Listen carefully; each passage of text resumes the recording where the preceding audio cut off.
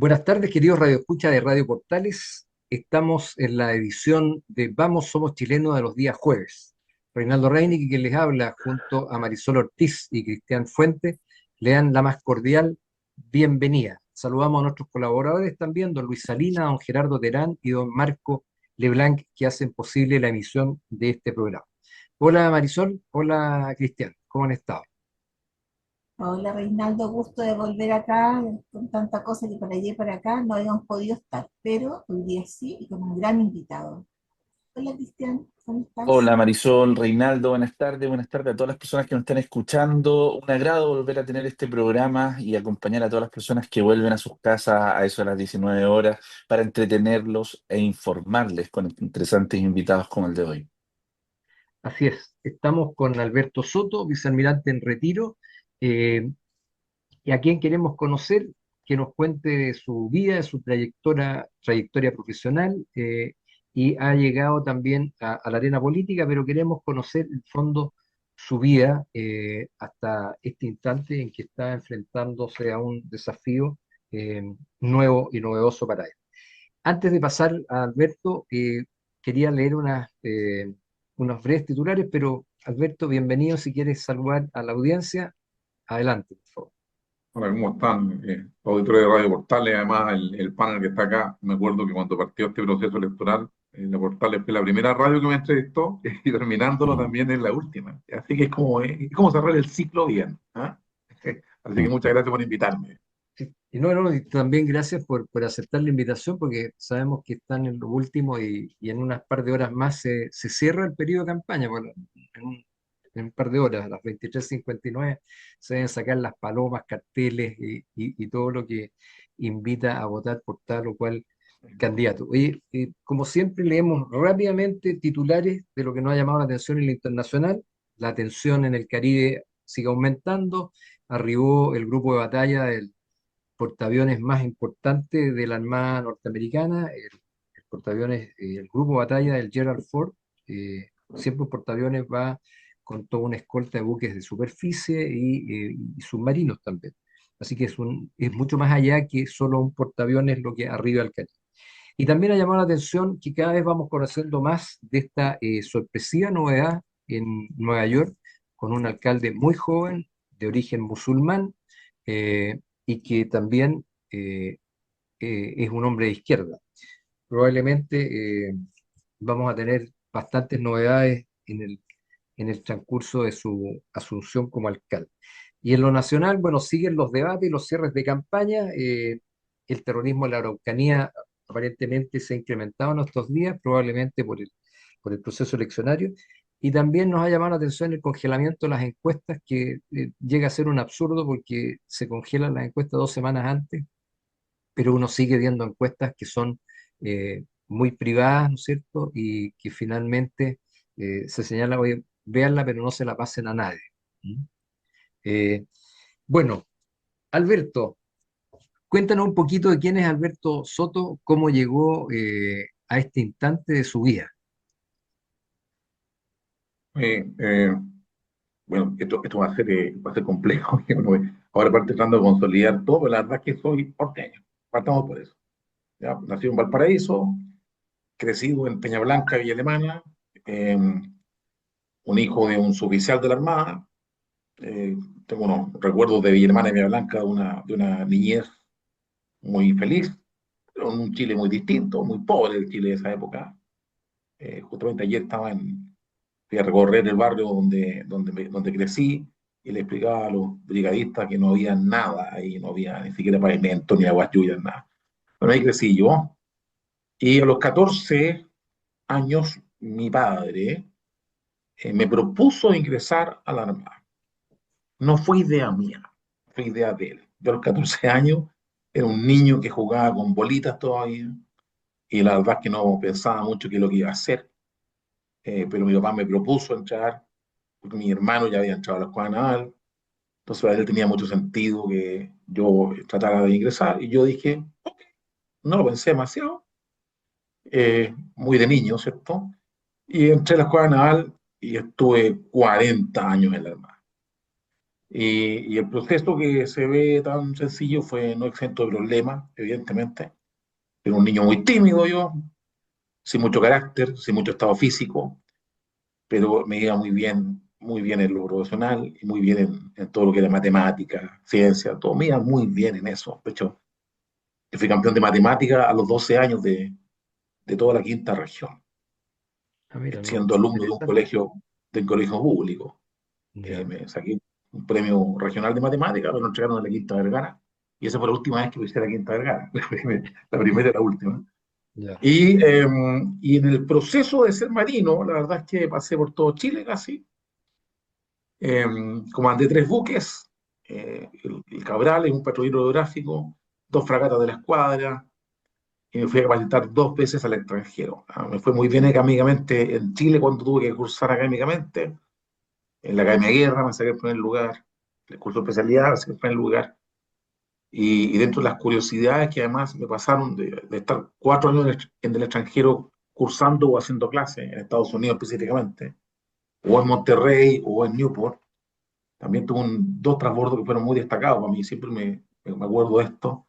Mi paso por Camboya en 1993, tenía solo 27 años yo, y me fui a Camboya y volví 10 meses después, hecha otra persona.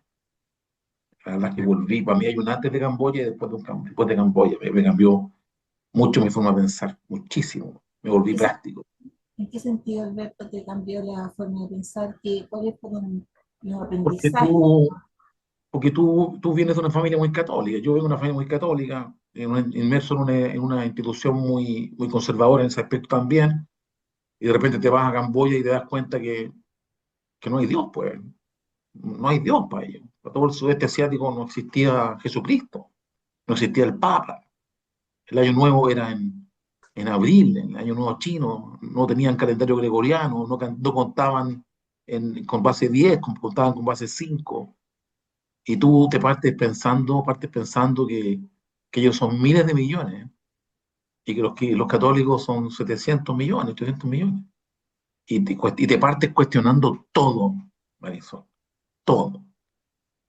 Y por tanto, como además estuve en un país muy sufriente, partí valorando lo que significaba el hecho de estar en Chile viviendo en esa época, y un lugar donde se mataba por un pucho, y donde los cadáveres pasaban por el Mekong. Eso te cambia la vida, ¿no? Te cambia la vida, y tú entras en duda respecto de tu fe, entras en duda respecto de qué tan importante es ser marino en Chile, cuando nadie sabe dónde queda Chile. Te cuestionas todo, la organización, la política, te cuestionas el estilo de familia, te cuestionas incluso la moral. Entonces fue muy potente para mí. Después puedo profundizar el tema, pero fue muy potente para mí, porque yo no estaba casado, en ese época estaba de novio, eso sí, tiré argolla antes de irme. Y entonces mi carrera la enfrenté habiendo pasado por Camboya. Y me volví absolutamente intolerante a muchas cosas formales que yo sabía que no aportaban nada. Y me volví bueno para discutir, y me volví muy práctico en muchas cosas, y me volví además muy crítico respecto a muchas cosas, y muy critical thinking, pensamiento crítico. Desarrollé un pensamiento crítico muy grande para un joven que no había habido nada similar en esa época. Entonces, así enfrenté mi vida, así enfrenté los cursos de Estado Mayor, así enfrenté la Academia de Posgrado en Monterrey, así enfrenté la Academia de Posgrado en Newport, así enfrenté las clases que hacía en Estados Unidos, y así enfrenté mi periodo del alto mando, que haber ascendido a almirante fue algo absolutamente no esperado Ya. para una persona que venía de Peña Blanca. Oye, Una Alberto, y tú, postura. mucho de lo que de lo que viste en Camboya, entiendo que está narrado, fuiste coescritor de un libro. Sí, Ahora, claro, hay una iniciativa que se escribió un libro, El chileno en Camboya, un marino en Camboya, donde yo salgo mencionado varias veces, está novelado, ¿ah? mm, Yo me inventé un capítulo de eso. Yo también estoy escribiendo un libro porque me han pasado muchas cosas muy increíbles en mi vida en ese aspecto. Y por eso que partí escribiendo un libro y Camboya es un capítulo de ese libro. 30 páginas, algo así, donde narro mi experiencia y donde narro mi vida, digamos, en esos 9 meses, 10 meses que estuve allá y que me hicieron Ese, pensar tan distinto a lo que pensaba antes, digamos. ese pensamiento que tuviste después de vivir en Camboya, o estar en Camboya, ¿te hizo un marino diferente al resto? Me hizo un ser humano distinto. Yo me volví mucho más tolerante. Intolerante respecto a cosas muy de fondo, pero tolerante respecto a las culturas, respecto a la forma de enfrentar la vida, respecto de la diversidad humana, ¿cierto? Respecto de muchas cosas que uno no vislumbra cuando vive en la burbuja armada en Chile, barrio naval, ¿cierto? Y que una burbuja muy linda, digamos, pero es una burbuja finalmente. Son otros códigos. Entonces me volví más tolerante y me volví más crítico en mi forma de pensar, sin duda. Y eso lo apliqué en toda mi carrera la apliqué. Y me volví muy anticomunista, además, muy anticomunista. Cristian, eso es muy bueno, buen aprendizaje. Cristian, Mm. Sí, sin lugar a duda es un aprendizaje tremendo y está muy bien el tema de capitalizar toda esa experiencia en un libro, por ejemplo, para que quede registro.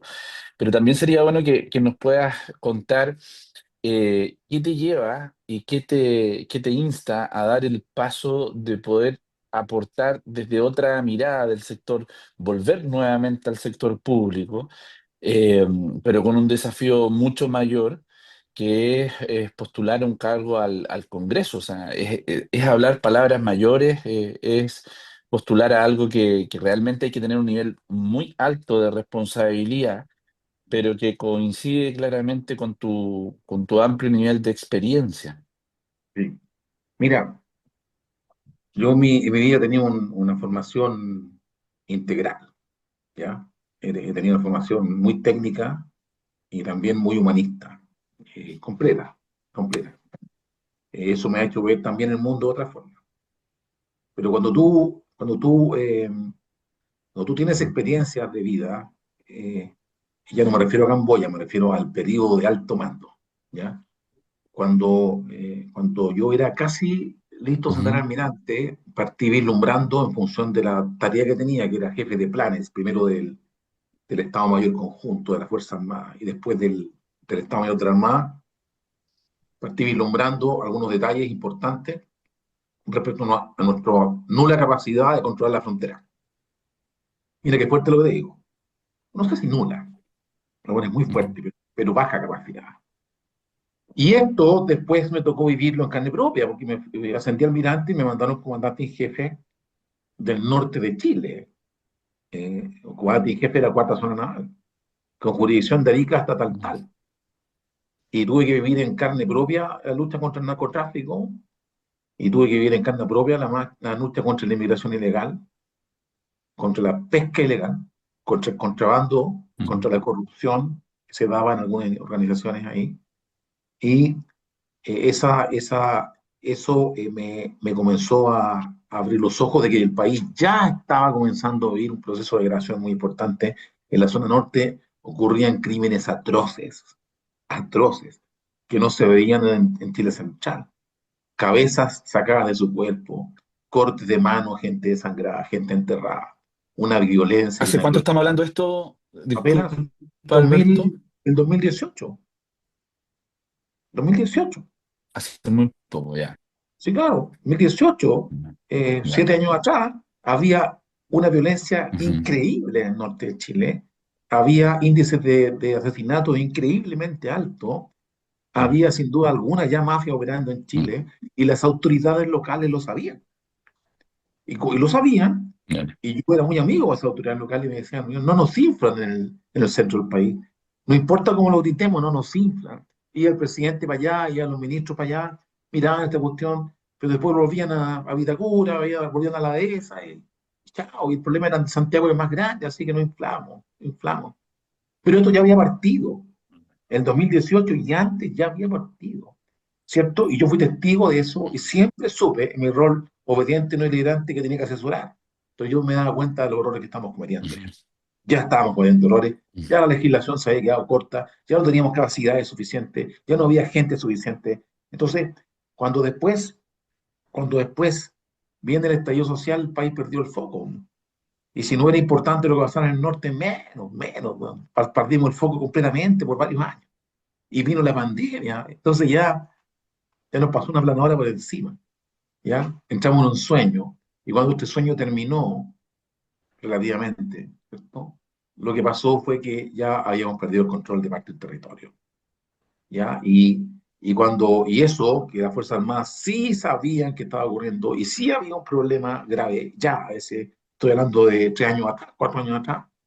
Yo en mi calidad ahora de vicealmirante, comandante de operaciones navales, tuve que planificar el ingreso de la Fuerza a la Araucanía, a la provincia de Arauco.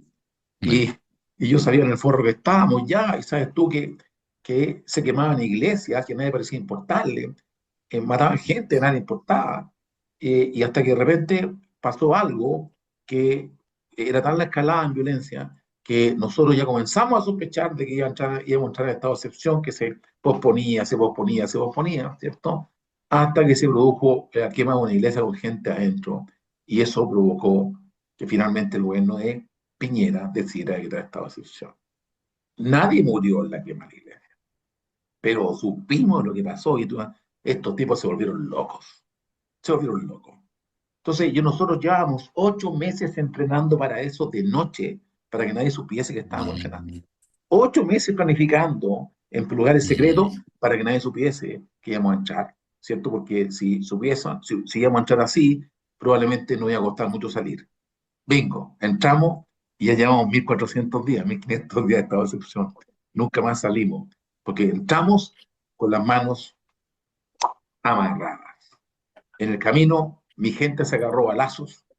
En el camino, 2 de mis personas tuvieron que enfrentar muy tremendos procesos judiciales por un juez corrupto, no un juez, un fiscal corrupto, que no Ajá. fue, no fue al sitio del suceso en 14 días, que permitió que se borraran las pruebas. O sea, todo mal. Y tuve acceso a otra información que hablaba de corrupción, que no voy a entrar no voy a entrar a detallar acá, pero corrupción de la más grave que tú te puedas imaginar en el Estado de Chile. Listo, me llegó el retiro, me fui, estimado. 24 horas después estaba trabajando en una empresa privada, ya, porque alguien pensó que mi conocimiento, mi expertise, tenía cierto valor en empresa privada, y llegué a una empresa que estaba casi a cada punto que verá.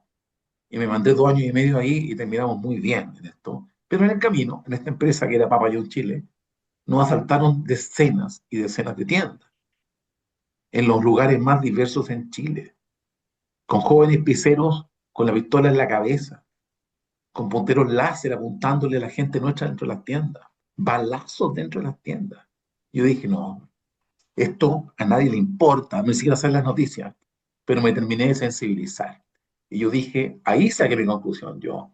Estamos en un camino sin retorno si no pasa algo que impida que sigamos sumergiéndonos en esta pesadilla. ¿Sabes? Eso te afecta, te marca mucho porque era gente que dependía de mí, y yo era el director de operaciones de la empresa.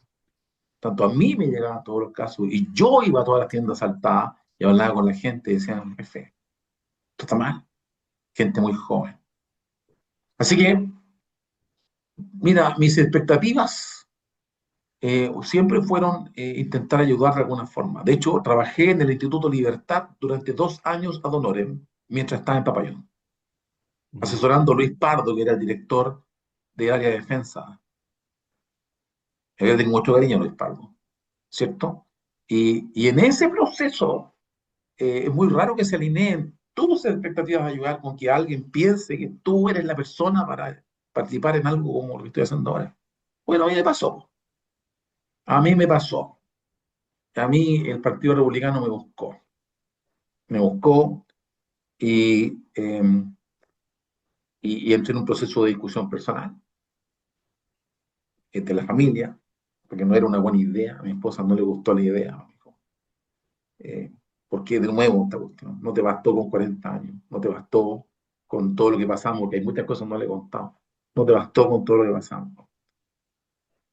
Así que tuve que convencerla, y Un día domingo dijimos ya, hagámoslo, porque si no me voy a culpar de tu frustración hasta que nos muramos, así que, y esta es la última que te aguanto, es la última que te aguanto, y aquí estamos.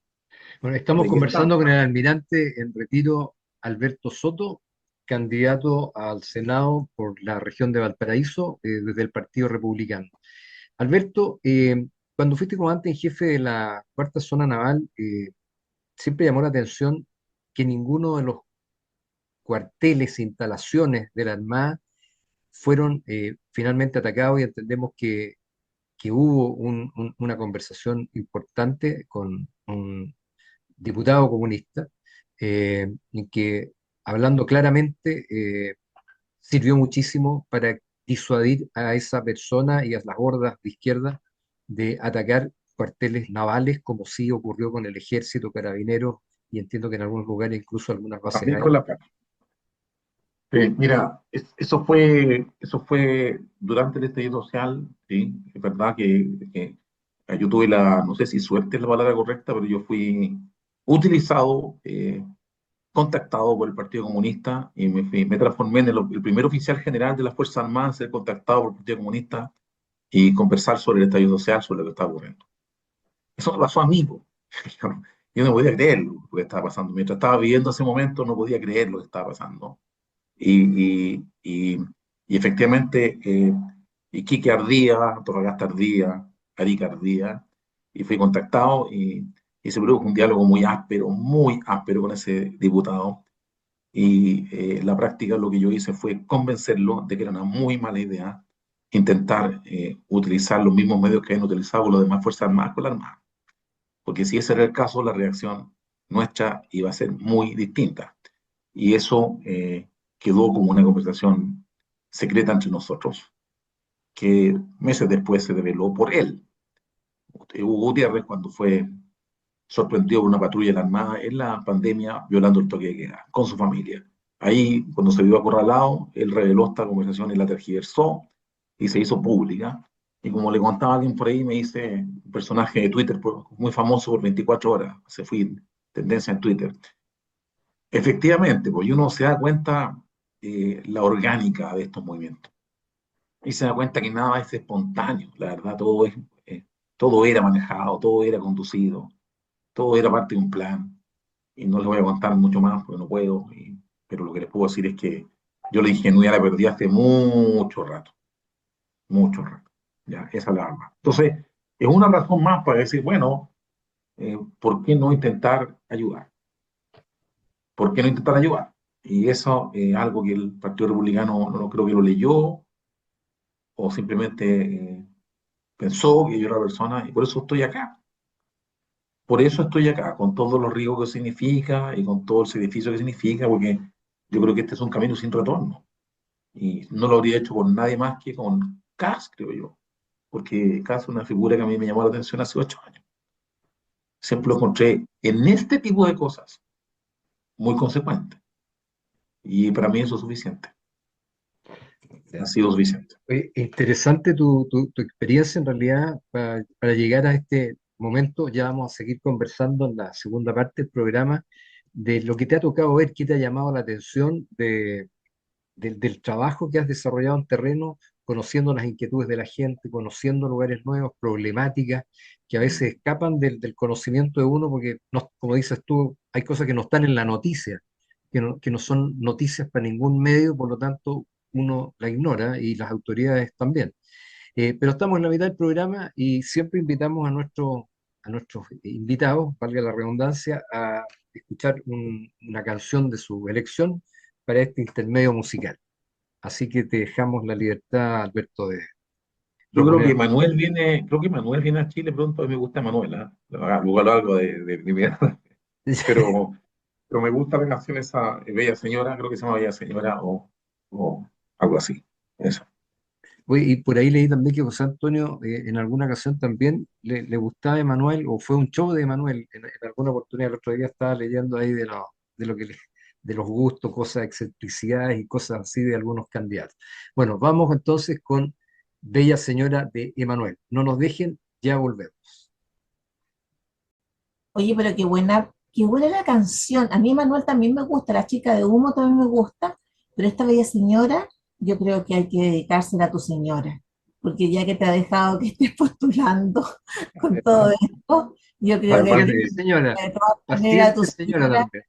por ¿Ah? favor, porque además la verdad de las cosas es que detrás de un gran hombre siempre hay una gran mujer, como dicen. Así eh, que también eso hay que valorarlo y reconocerlo. Y bueno, pero estamos en otra cosa y la verdad de las cosas, Alberto, que nos gustaría mucho saber cuál ha sido tu impresión ahora que has tenido la oportunidad de recorrer la región, eh, conociéndola, conversando con su gente, tal vez en pueblos más alejados, en lugares un poco menos conocidos. Eh, ¿Con qué te quedas de todo lo que has recorrido? fue una pregunta súper atingente, porque yo de alguna forma estaba pensando en eso ayer, a ver qué te está quedando todo esto. Y lo primero que me doy cuenta es que en nuestro país estamos polarizados que nunca, está súper polarizado. Esa es mi impresión, lo que yo veo. Hay mucha gente muy molesta por ambos lados. Y el hecho de que tengamos una elección presidencial donde se estén definiendo una candidata comunista y un candidato de derecha que hasta hace un año atrás era de extrema derecha, como le decían, ¿cierto? Porque salió otro aún más extremo, ¿cierto? Es un síntoma de eso. Yo veo una población sufriente. Y no estoy hablando de los barrios acomodados, estoy hablando de la gran cantidad de barrios donde estamos metidos. Una población muy decepcionada de los políticos, muy decepcionada, que ya no cree en nada de la clase política. Y eso explica por qué hay determinadas encuestas que muestran que hay figuras históricas que hasta hace años atrás eran repudiadas, al día de hoy son mejor valoradas que otras, digamos. Esa es la verdad. Eh, veo una población extremadamente incrédula respecto a que algo va a cambiar. Y eso me preocupa mucho porque habla de la falta de fe en los procesos políticos. Es como que el día de hoy ya probemos este, y por favor, y después de ese probemos este, las expresiones de rabia que uno le tiran encima, de rabia contra los políticos que no se han aparecido más en los lugares donde fueron durante las elecciones anteriores, se lo dicen a uno sin tapujos, sin ninguna vergüenza. Hay gente que no quiere recibir ni un flyer. Hay gente que lo está pasando muy mal. Y lo otro que me llama mucho la atención, fíjate, es la gran cantidad de gente mayor que está viviendo sola en nuestro país. Sola, y que su único apoyo es el vecino, los vecinos, y que se juntan una vez a la semana a conversar. Y ese es su mundo. Su mundo es ese. Gente muy mayor, ¿cierto? Viviendo sola y gente con muchos problemas, sobre todo, lo hablaba el otro día con alguien, los problemas del TEA, que es una condición que como que ha salido a la luz con más fuerza ahora y habla de la precariedad de la legislación para enfrentar estos problemas y la falta de preparación y de recursos para enfrentarlos. En general, yo veo un país en crisis y eso valida un poco lo que yo sentí y por lo cual me metí a esto, ¿no? Pero, pero ha sido un proceso muy emocionante, muy Cristian, fuerte. estás muteado, Cristian. Sí, mira, a mí me llamó poderosamente la atención lo que mencionó Alberto respecto a su experiencia en el mundo naval, ¿verdad? Eh, Relacionado justamente con una situación contingente de orden, de todo lo que implicó el tema de la afectación del estallido, ¿cierto? Etcétera, de lo que está pasando en la macrozona sur.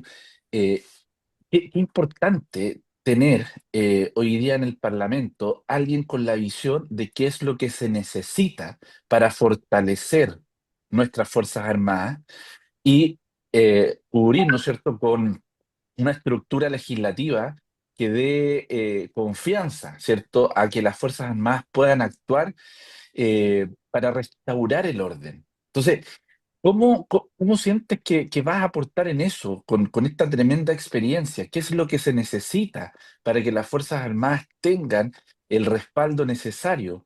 Incluso estamos hablando carabineros, estamos hablando de todos los que trabajan por restaurar el orden y cuidarnos en el fondo, que en definitiva, hace un par de años atrás lo vimos, ¿cierto? Y sabemos que no pudieron actuar con la confianza necesaria para poder restaurar el orden. Alberto, ¿cuál va a ser tu aporte desde ese punto de vista?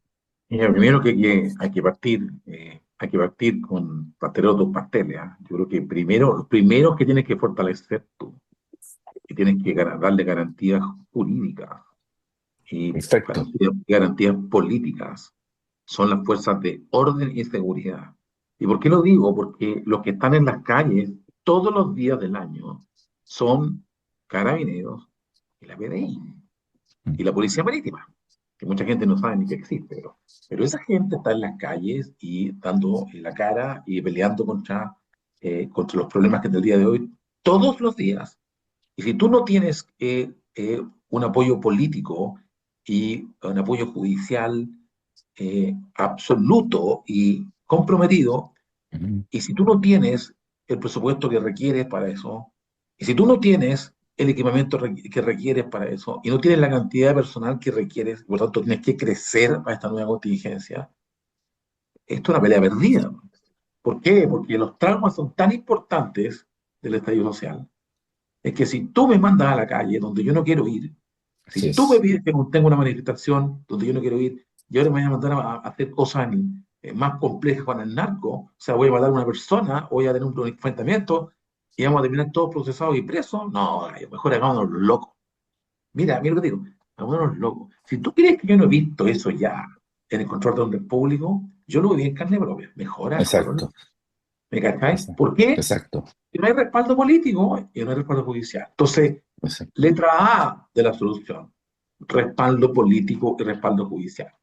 Letra B, respaldo institucional. Y eso no es responsabilidad de los políticos, porque si tú tomas dos instituciones de la defensa o de orden y seguridad distintas, el nivel de respaldo que han tenido o tuvieron en estas dos instituciones distintas fue radicalmente distinto también en el tiempo del estallido. Te doy un ejemplo. En la Armada, ninguna persona fue expulsada a pesar de estar siendo procesada. Ya. Ninguna persona fue dejada sin sueldo. Ninguna, ninguna. ¿Me entiendes? Ujú. Carabineros, Cabo Zamora, a quien quiero mucho yo. Cabo Zamora tuvo su forro y lo primero que pasó, darlo de baja. Y quedó solo, Sí. sin defensa, sin defensa. Y terminó preso y se mandó 5 meses de cárcel. Tú comprenderás que los Cabos Zamora se multiplicaron por miles, carabineros. Así es. Por mil. Si nos va a pasar esta cuestión, chao, chao. Entonces, es tan importante el respaldo institucional, pero el respaldo jurídico y político de la primera autoridad del país y de los entes asociados, Ministerio del Interior, Ministerio de Seguridad, es vital. Porque tú puedes ser parte como Consejo de Defensa del Estado de una querella contra un carabinero, o puedes ser realmente alguien que defienda a este carabinero. Bueno, ¿qué postura vaya a asumir? Si los tipos no quieren salir a la calle a combatir el crimen, a combatir el desorden, no se levantan todos los días con ganas de violar los derechos humanos, ¿sí me entendés? Se levantan con ganas de no meterse en un forro. Bueno, lleva eso a la Fuerza Armada. Claro. Si tú mira a la Fuerza Armada, discúlpame, pero no tiene un pelo de ingenuo la Fuerza Armada, ni un pelo de ingenuo, y ni un pelo de tonto, digamos. Y como para no darse cuenta que, por Dios, que esa es la diferencia a un presidente y un poder político que preste ropa, pues. Por Dios, que esa es la diferencia. Entonces, ¿cómo vas a enfrentar el crimen organizado? Si tú vas a ver una población, vas a enfrentar un grupo de narcos, van a morir dos narcos y van a eliminar todos los carabinero procesados. ¿Cómo lo vas a enfrentar así? Claro. ¿Me captáis, no? Así Entonces, es. ese problema es severo y es algo que quien quiere que gobierne el país tiene que entenderlo. Y después están los cambios legislativos que hay que hacer, pues hay que hacer cambios legislativos, sin duda. Podemos hablar mucho de eso, ¿no? Pero creo que ya se entendió el punto, ¿verdad? Sí. Ujú. Estamos conversando con el almirante Alberto Soto, candidato al Senado. Eh, Alberto, antes de ayer, en el cierre de campaña de la candidata del oficialismo, Janet Jara, fue muy comentado el tema que grupos importantes de personas y durante varias veces gritaban: el que nos salte es Paco. Eh, y ella fue muy tibia para tratar de que eso se acallara.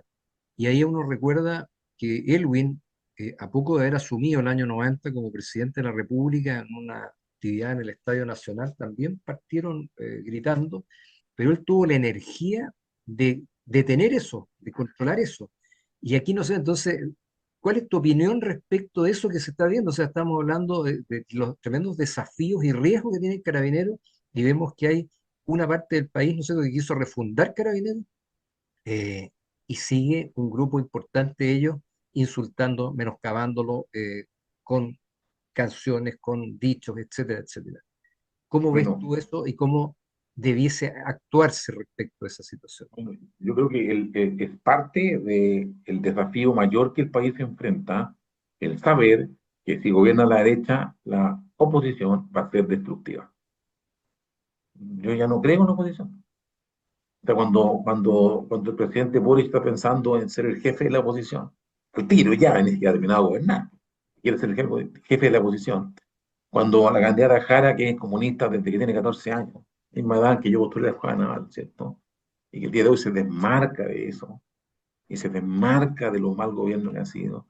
Bueno, es para ser una buena oposición, una oposición destructiva, porque es bueno para ellos ser destructivos. Yo no espero nada de esta oposición que viene, no espero nada de esta oposición. Y a mí no me sorprende para nada, no me sorprendería para nada de que entrado el gobierno de X o Y, salgan nuevamente grupos radicales a las calles, simplemente porque hay que desestabilizar. No me sorprende nada eso, porque ya lo hicieron una vez y ya tienen el modelo claro. Yo te desestabilizo, si te pones a mí te proceso, si tú hiciste algo que era desestabilizante, bueno, te indulto y después te doy pensión de gracia, y si eres general de carabineros que tienes que oponerte a esto, te voy a meter preso. Ese es el modelo. Itéralo tantas veces como quieras hasta que te resulte. ¿Cuál es la esperanza que tengo yo? Que la gente no va a estar por ese lado. La masa de la gente que antes salió a marchar y que le dio un escudo protector a esta gente, no quiere eso. No lo quiere. Quiere retomar su vida normal. Y si antes pisó el palito, yo creo que ahora la cantidad de gente que va a pisar el palito y que se da cuenta que llevamos 4 años sin manifestaciones, con toda la pelota que tenemos, bueno, la gente sabe eso y es lo que hace que quiera al día de hoy renovar un gobierno y pasar a otro gobierno y dejar de lado este grupo de personas que está pseudo gobernando. Entonces, menos apoyo a algo así de la masa, pero también probablemente una radicalización esperable de esa gente. Entonces, ¿qué es lo que viene por delante? Bueno, si sabemos que va a ocurrir, y sabemos que va a ocurrir, bueno, prepárate. Para el estallido anterior no teníamos ni bombas lacrimógenas, no había entrenamiento, no teníamos básquet antigases. Si ustedes supiesen si yo les contara la realidad, no había arreglo de uso de la fuerza, no había perdigones adecuados. Nada de eso. Y si no es por un contenedor con equipamiento que llegó de Brasil, porque estaba Bolsonaro en Brasil, nos quedamos sin lacrimógena. Entonces la precariedad era tremenda, porque las Fuerzas Armadas no estaban preparadas para algo así. Bueno, el día de hoy, yo les aseguro que están mejor preparadas. Les aseguro, porque ya tienen entrenamiento, después decir hasta el nombre del plan de entrenamiento para eso, hay munición para eso, hay lacrimógenas almacenadas, y probablemente se habrán recuperado los que se perdieron. Probablemente, porque si no se hizo así, dame la cabeza del responsable, ¿entiendes o no? Claro. Bueno, lo importante es que haya voluntad política de emplear la Bueno, fuerza y legítima que tendrán, tenemos. mira, y hay una historia al respecto. Cuando nosotros partimos y salimos a las calles por primera vez, no había ni siquiera reglas de uso de la fuerza. Salimos sin rufa a la calle. Y después les contaré qué instrucciones tuve que dar yo para que esas cosas no significara que terminara con la gente presa. Súper duro. Pero ¿saben qué? Yo no es que no me arrepienta, me alegro mucho de haber pasado por eso como alto mando, porque uno se da cuenta que de alguna forma la vida habría sido muy distinta y habría tenido mucho menos sentido y no estaría tan convencido como estoy de lo que estoy haciendo si no hubiese pasado por esa experiencia y hubiese sido un periodo pseudo normal. Marisol, Y tú que escribiste un libro con todo lo acontecido, eh, ¿qué preguntas tienes? No, bueno, iba por otro camino yo, pero sí, el libro que escribí sobre el 18 de octubre fue una investigación periodística. Claro. Es interesante ese libro porque, bueno, además soy fotógrafa, entonces yo la considero una fotografía escrita del momento, donde 18 personas, entre las que se cuenta, por ejemplo, el expresidente Ricardo Lagos, digamos, políticos como Carlos Larraín, economistas, bueno, está, digamos, yo ya, Melnik, Sergio Melnik, Jorge Chausen también. Lo interesante es que ese libro fue escrito en el mismo momento en que estaba sucediendo todo esto. Y años después cambian las figuras, cambian la forma de ver las cosas. Entonces, y eso es una pregunta que me gustaría hacerle a Alberto, porque él dice hay que tener voluntad política, hay que tener un gobierno que apoye a las Fuerzas Armadas y de orden, un gobierno que pueda dar seguridad, que es lo que todo el mundo está pidiendo en este momento.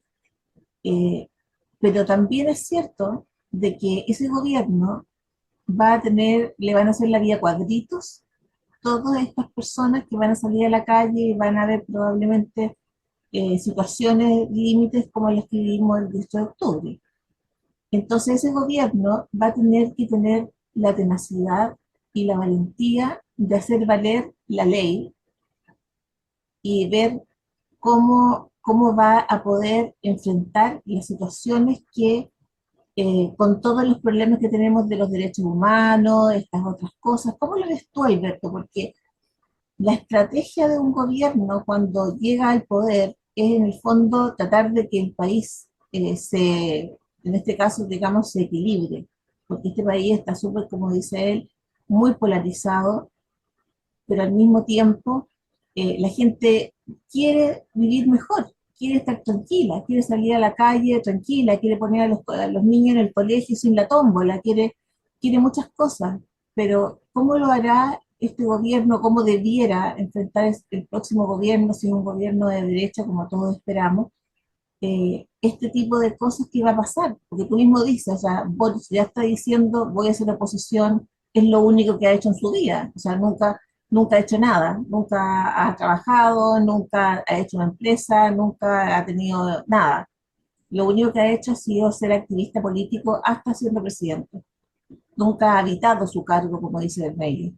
Entonces, ¿cómo lo ves tú? ¿Cómo ves que tendría que ser ese gobierno? ¿Cómo va a ser? Mira, yo lo primero que creo que tiene que pasar acá es que cuando estas cosas se parten vislumbrando, lo que tiene que haber es un repudio transversal a la violencia, que fue exactamente lo que no ocurrió en octubre del 2019.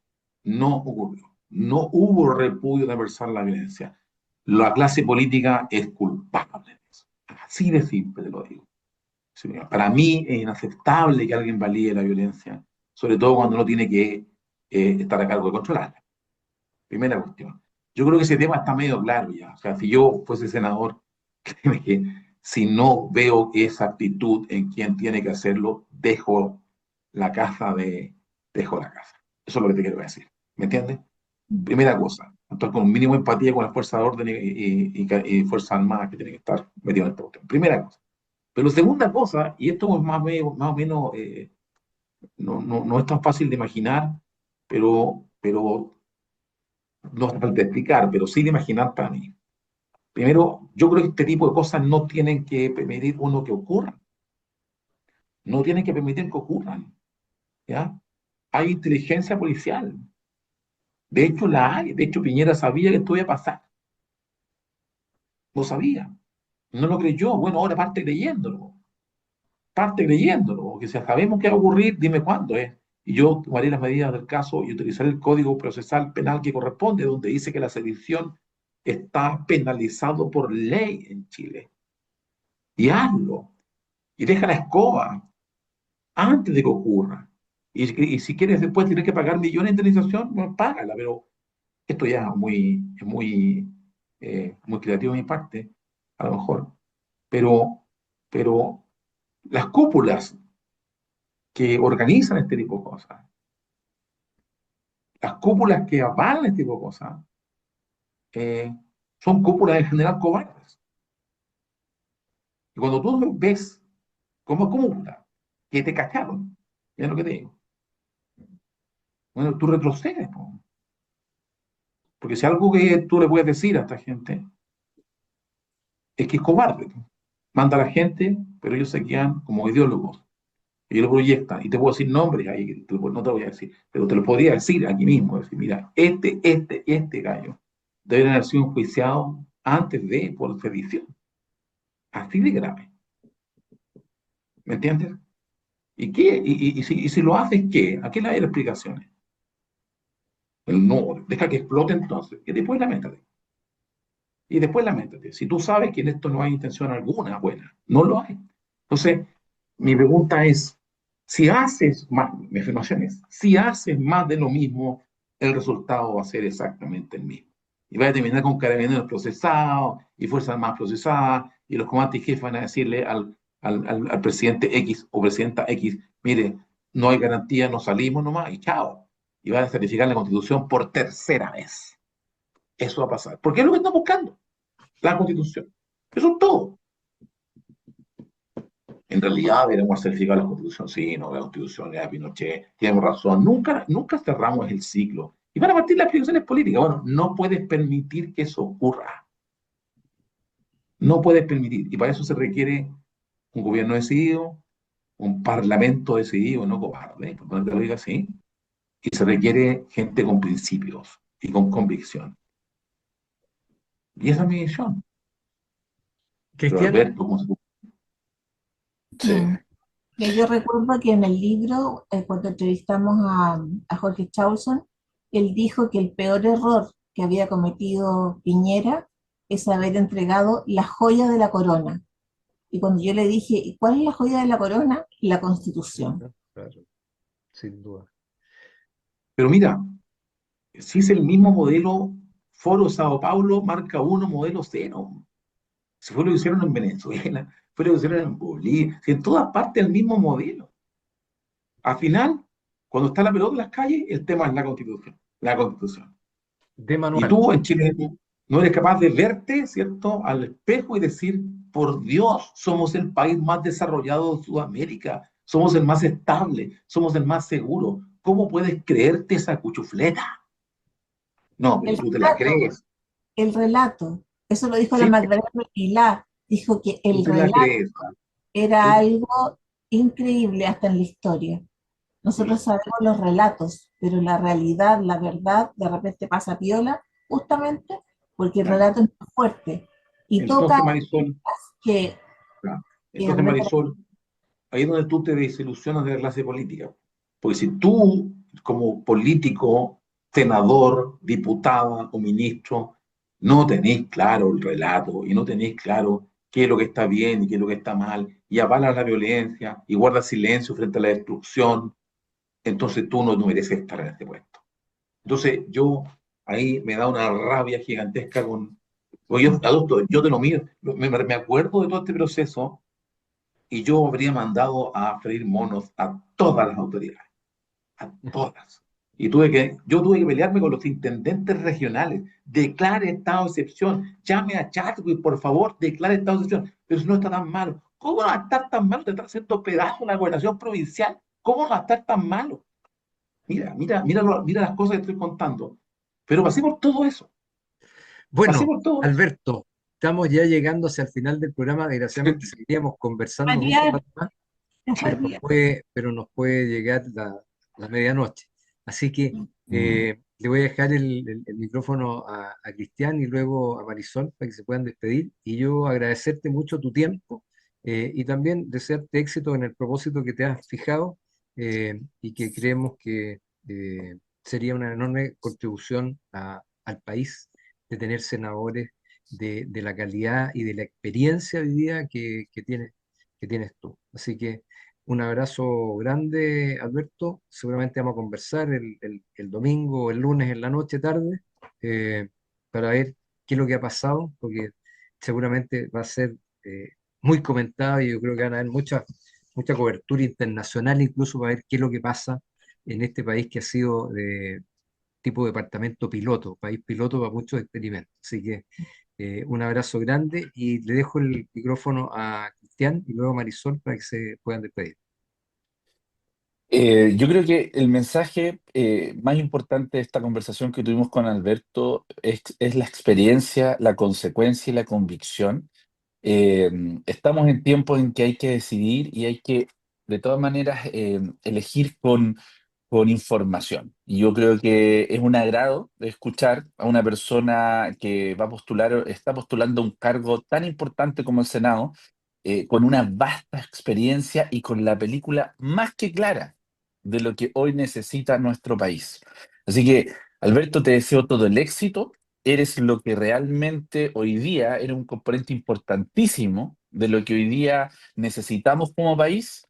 Así que de todo corazón te deseo todo el éxito. Yo creo que el sentido común va a primar en esta oportunidad y créeme que vas a tener un apoyo importantísimo de la región de Valparaíso. Así que un abrazo fraterno y todo el éxito para este domingo, querido Alberto. Gracias.